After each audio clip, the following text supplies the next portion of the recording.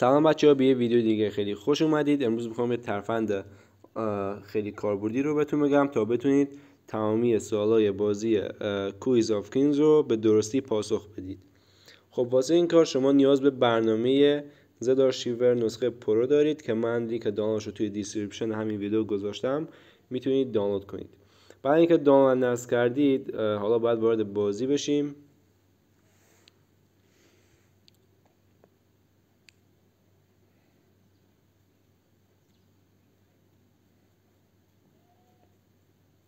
خب حالا اینجا یک بازی رو شروع میکنیم.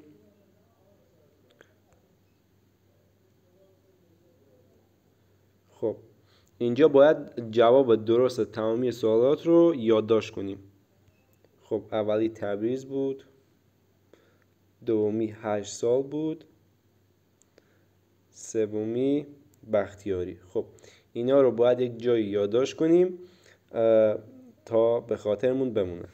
خب اینجا نباید روی ادامه دهید بزنید، باید از بازی کاملا بیایید بیرون و حالا باید وارد برنامه زد آرشیور بشیم. بعد وارد پوشه اندروید، دیتا و پوشه خود بازی کویز آف کینگز بشیم. حالا روی فایل میزنیم و فایل گیمز رو حذف میکنیم. خب دوباره الان وارد بازی میشیم.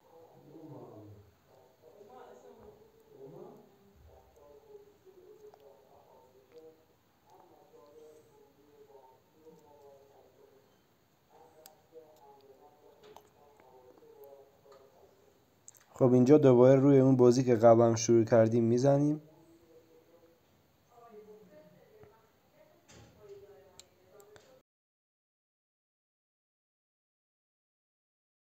خب اینجا میبینید که دقیقا همون سوال قبلی رو واسمون آورده و ما جوابش رو هم از قبل یادداشت کرده بودیم و الان میتونیم جواب بدیم. خب اولی تبریز بود، دومی 8 سال بود و سومی هم بختیاری بود فکر کنم. آره. خب روی ادامه دهید میزنیم و میبینید که کاملا درست بودن. شما میتونید با این ترفند همیشه سوالاتش رو درست بزنید و برنده بشید. خیلی ممنون که این ویدیو رو تا آخر تماشا کردید. برای رشد چنلم و حمایت از من حتما چنلم رو سابسکرایب کنید و ویدیو رو هم لایک کنید و تا یه ویدیو دیگه فعلا خدا نگهدارتون.